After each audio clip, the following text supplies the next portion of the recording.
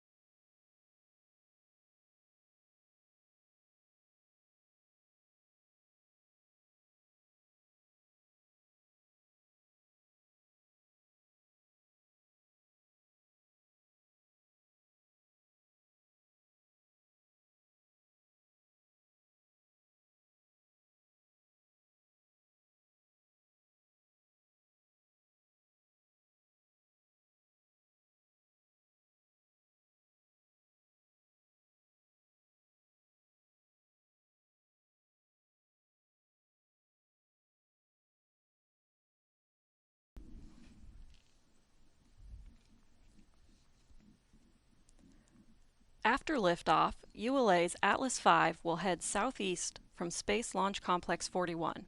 Here's a look at today's ascent.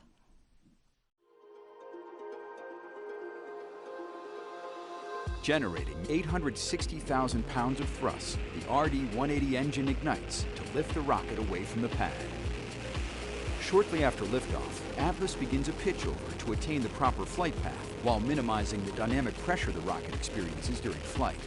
Within the first minute and a half of flight, Atlas V reaches Mach 1, the speed of sound. The proto-flight spacecraft, KuiperSat-1 and KuiperSat-2, are encapsulated inside a 5-meter diameter payload fairing, which is a sandwich composite structure made with a vented aluminum honeycomb core and graphite epoxy face sheets. At approximately 3.5 minutes, the mighty Atlas crosses the Kármán line and enters space. Once the rocket has climbed above Earth's atmosphere, the payload fairing is jettisoned. As Atlas approaches the end of first stage flight, the rocket has already reached a LEO altitude under the power of the first stage booster. With the majority of propellant expended, the main engine shuts down, followed by release of the booster stage. The rocket now weighs a little more than 7% of what it did at liftoff and is poised for the upper stage to take over and provide the rest of the impulse needed to reach orbit. KuiperSat-1 and KuiperSat-2 are prototype satellites for Amazon's Project Kuiper, a low Earth orbit satellite network that will provide fast, affordable broadband to unserved and underserved communities around the world.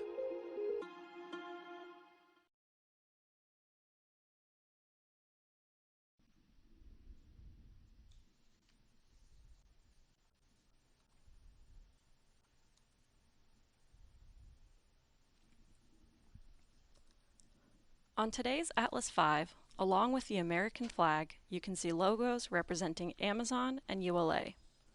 Today's Project Kuiper proto-flight mission marks the first launch in ULA's partnership with Amazon and the beginning of an exciting new era for ULA and the entire U.S. launch industry. The rocket also includes dedications to people who are no longer with us. Let's remember our ULA teammates. Bill Levinson's 38-year career began at Bell Helicopter Textron in 1983. In 1988, he joined General Dynamics, working on the Atlas program through its transitions to Lockheed Martin and ULA. Bill led the integration of the Atlas RD-180 main engine for the guidance, navigation, and control team. He subsequently served as the chief engineer for Atlas V human spaceflight development, Delta IV heavy upgrade activities, and chief engineer for Atlas V and Delta IV.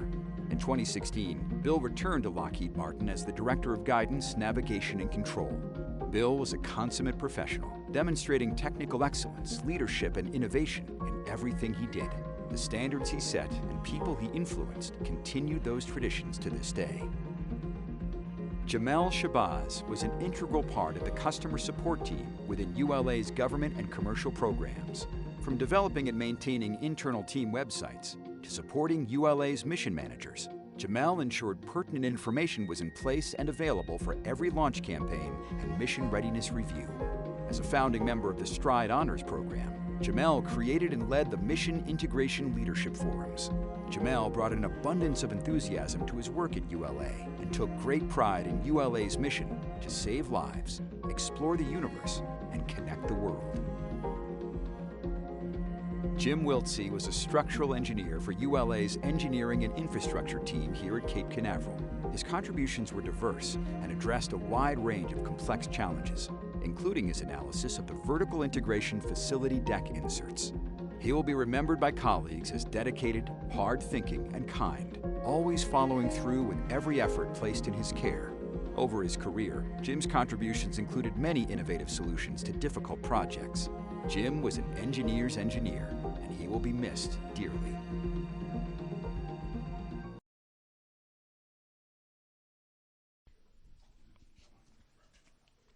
Today's launch is an exciting step for Amazon's Project Kuiper. Let's learn more. Connectivity is essential to daily life, and 2.9 billion people have no connectivity at all. You know, at a global scale, if you look at countries, economies that are successful, connectivity is a big element of that.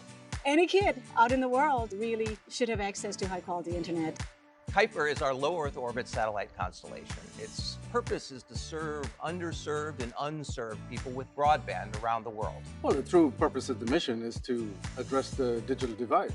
We want the antenna that people put on the roof be small, be easy to install, and it's extremely low cost, so people across the globe are able to afford this kind of antenna. We can serve residential customers, we can serve enterprise customers. We can also connect IoT devices that are out in the field that are really hard to get to. There's the things that we know about, like tracking ships across the ocean or even delivering educational services. We're super excited about what are they going to come up with once they have broadband anywhere.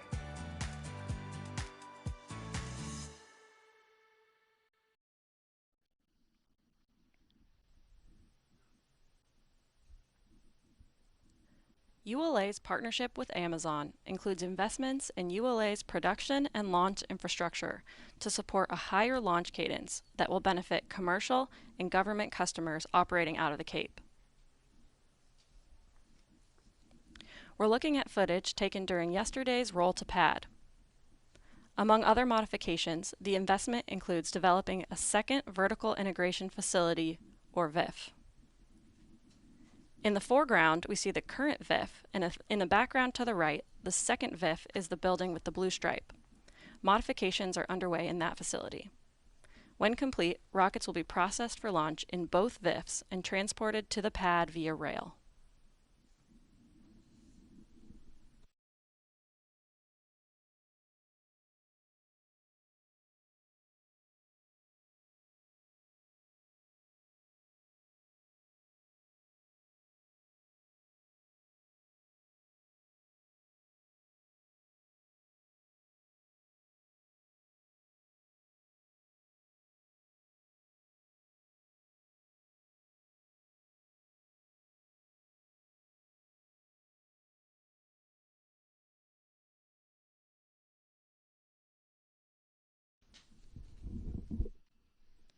In September, ULA launched Silent Barker NROL 107 on an Atlas V 551 rocket.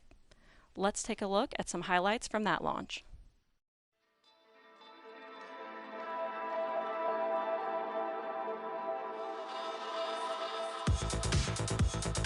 Status check to proceed with terminal count. Propulsion. Go. Pneumatics. Go. LO2. Go. LH2. Go. F-gas. Go. Electrical systems. Airborne. Go. Ground. Go. Facility. Go. RFSTS. Go. Flight control. Go. GCQ. Go. Op support. Go. COM. Go. Umbilicals. Go. ECS. Go. Redline monitor. Go. Quality. Go. Ops Safety Manager. Go.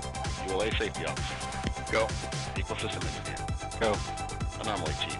Go. Range Coordinator. Clear to proceed. Launch Director. Launch vehicle is ready to launch. Mission Director. You have permission to launch. Proceeding with the count. ALC, verify T0 is set for 1247 Zulu. Verified.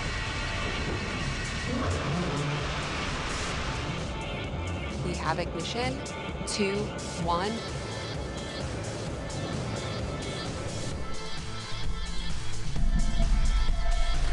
And liftoff of the United Launch Alliance Atlas V rocket, carrying Silent Barker NROL 107 for the National Reconnaissance Office and the United States Space Force.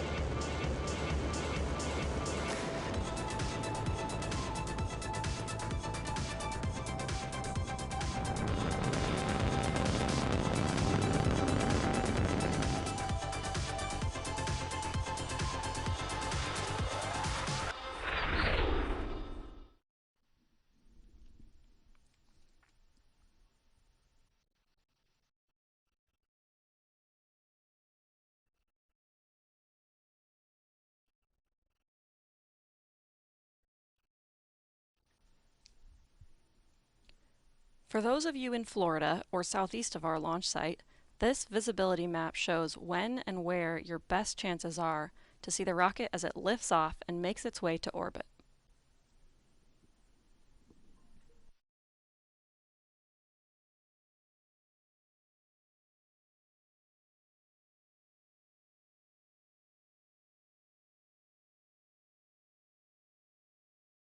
All communications switch to channel 1.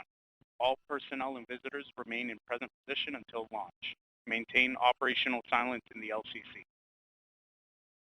Terminal count briefing. If a condition exceeds a launch constraint any time after the terminal count status check, the observer shall now hold on channel 1, identify their station, and briefly state the reason for the hold.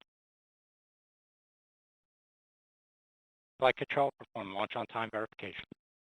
Roger.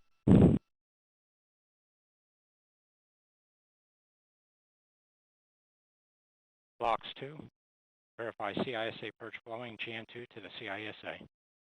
Verified. OSM, verify the FCO, ROC, and OSM hold fire switches are in the proceed position. Ready to proceed. RLM, verify radar monitor vent table are in the correct configuration for terminal count. Verified. RC, verify solar radiation acceptable for launch. Verified. Launch on time verified. Roger.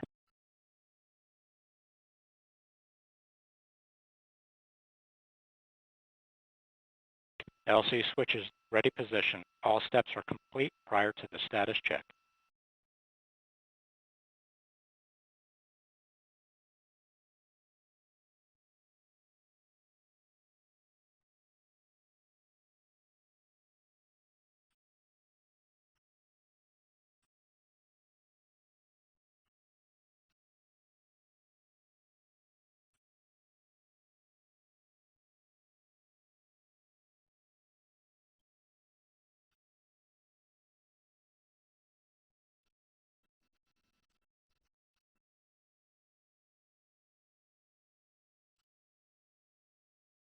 L-8 minutes.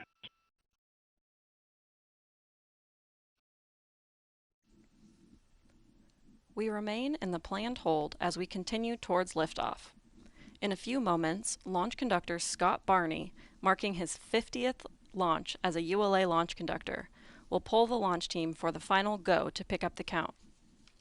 29 engineers and managers are polled for system status and readiness to proceed. This is the final status check for all Atlas vehicle systems, ground systems, spacecraft, and the U.S. Space Force Eastern Range. The vehicle system readiness poll includes electrical systems, hydraulics, pneumatics, propulsion systems, flight control, and propellants. Let's listen in as Scott Barney performs the final polling.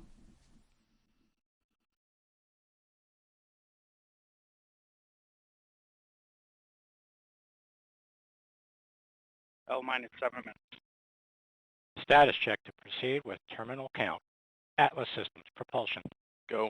Hydraulics. Go. Pneumatics. Go. LO2. Go. Water. Go. Centaur Systems Propulsion. Go. Pneumatics. Go. LO2. Go. LH2. Go. HASGAS. Go. Electrical Systems Airborne. Go. Ground. Go. Facility. Go. RFFTS. Go. Flight Control. Go. GCQ. Go. OpSport. Go. COM. Go. Umbilicals. Go. ECS. Go. Redline Monitor. Go. Quality.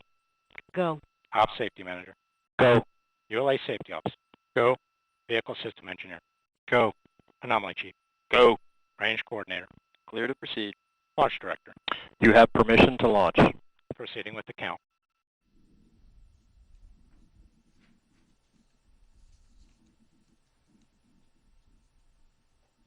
ALC, verify T0 is set for 1806. Verified.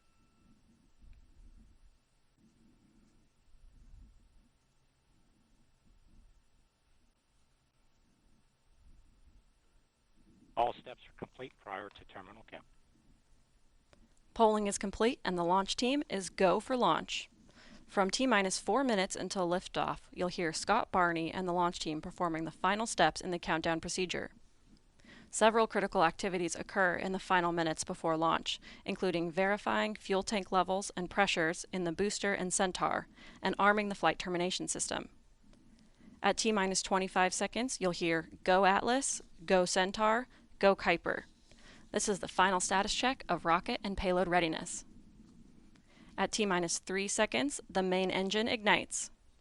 Then, after seeing Atlas V lift off the launch pad, you'll begin hearing flight commentator Rob Gannon providing launch vehicle ascent data.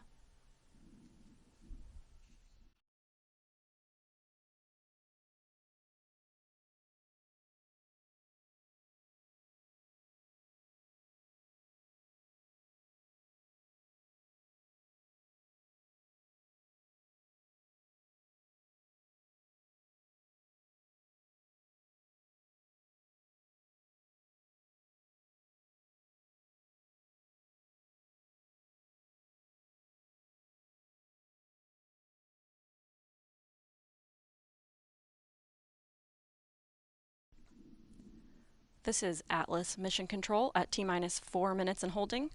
We anticipate releasing the hold in just a few moments. 3, 2, 1, mark. 355. Ground pyros enabled.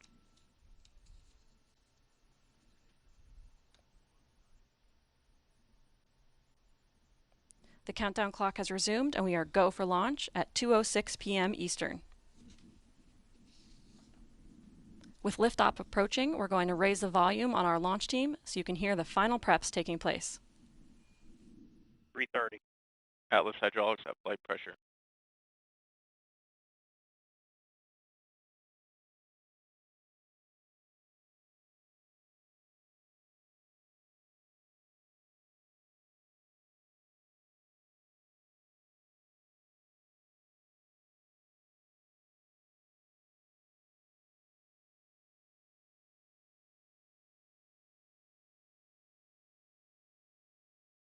Three minutes.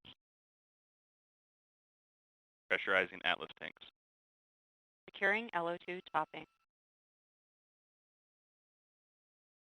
250. At CS internal.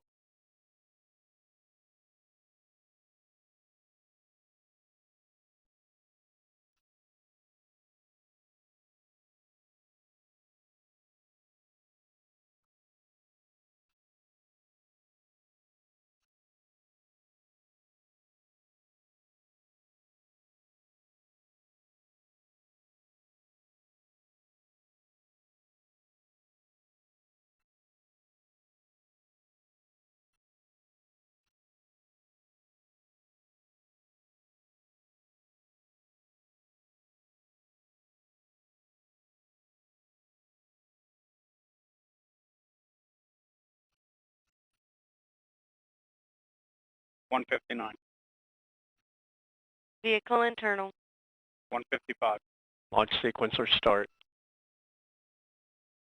150. Securing Centaur LH2. Securing Centaur LO2.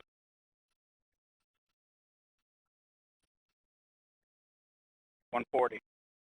Launch enabled. 137. FCS armed. T-minus 90 seconds. The launch vehicle, payload, ground systems, and Eastern Range are go for launch. For those of you that just joined us, I'm Amanda Sterling, and I'm your host for today's live coverage of the Atlas V Project Kuiper protoflight launch. The team is not working any issues at this time, and we're on track for liftoff at 2:06 p.m. Eastern.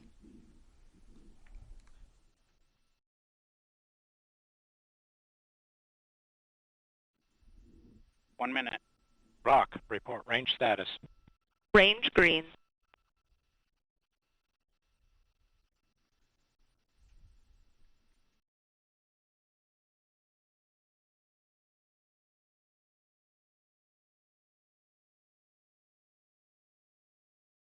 Forty seconds. Stable at step 3.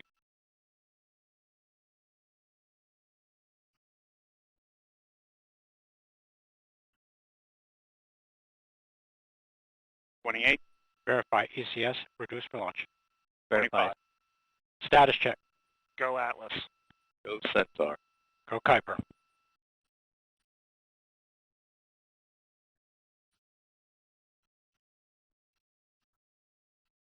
T-minus 10, 9, 8, 7, 6, 5, 4, 3, 2, 1.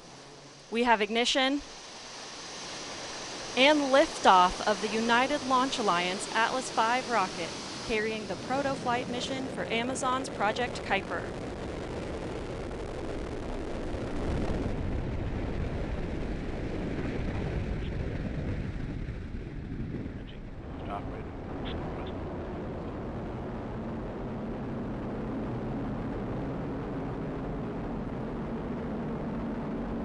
Look good.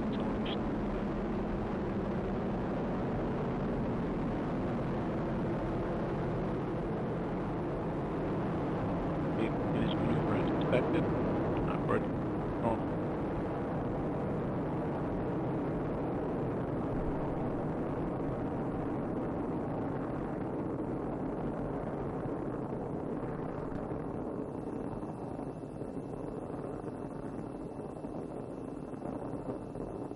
One minute in, everything looking good. You're hearing the Operating voice normal. of Rob Gannon providing launch vehicle Vehicle's ascent now data. 4 miles in altitude, 0.3 miles downrange. Traveling at 1,250 miles per hour. Everything looking good. Mach 1. Vehicle's now supersonic. Max Q. That's at the max end pressure. Coming up on our first throttle segment.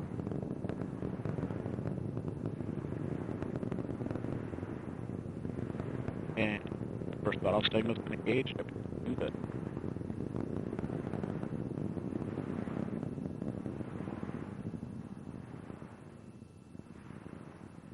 What we're looking for is my closed loop duck guides. Operating normally.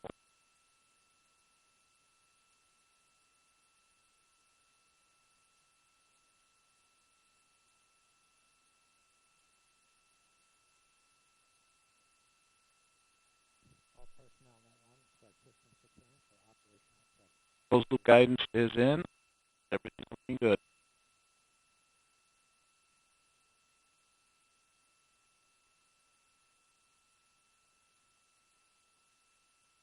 Coming up our next throttle phase, we'll be limiting the vehicle acceleration to 2.5 Gs for payload bearing jets.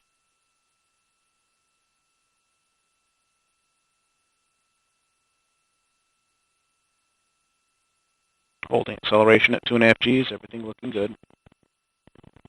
Inside of 2 minutes to BECO.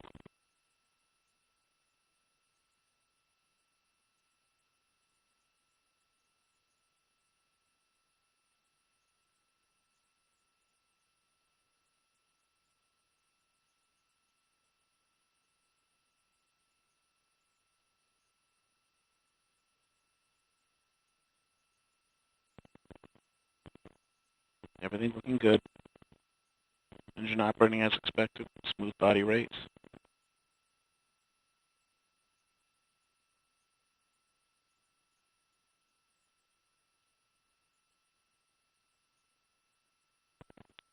And vehicles pass through the Kármán line. We have exited the Earth's atmosphere. Coming up on fairing jet, we've had fairing jettison and CLFR deck jettison. Everything looks good, nice and smooth. We are throttling up inside of 1 minute to BECO. And we are less than a quarter of our liftoff weight at this time. And starting our 4G throttling, our G limiting phase of the mission. 30 seconds to BECO.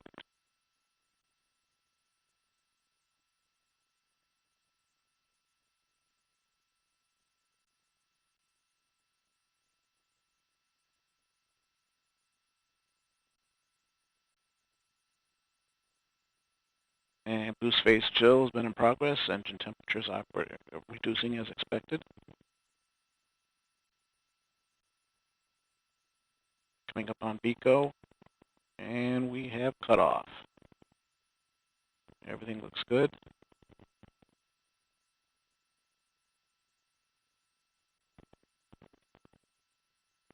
Now we have pre-start on fuel and locks. We have good staging, ignition, and full thrust. The Arleton is up and running normally.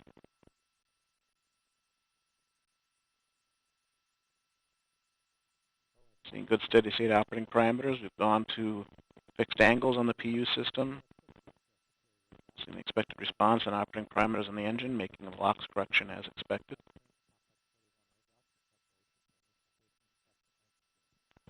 And we are seeing thermal conditioning firings in the reaction control system.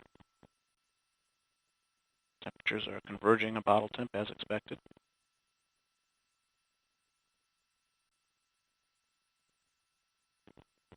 And we are now in the middle of a 10-minute, 12-second nominal burn of Centaur. We'll have a single burn to spacecraft separation. This is Atlas Mission Control at T plus 5 minutes, 45 seconds. We just heard flight commentator Rob Gannon confirm the successful completion of the early phase of today's flight, and all systems continue to operate nominally. At this time, we'll end our live coverage. For more information on the Atlas V, visit ulalaunch.com. I'm Amanda Sterling, and thank you so much for joining us this afternoon. For one last look at today's liftoff, let's cut over to a look at the liftoff of the Atlas V rocket carrying the proto-flight mission for Amazon's Project Kuiper.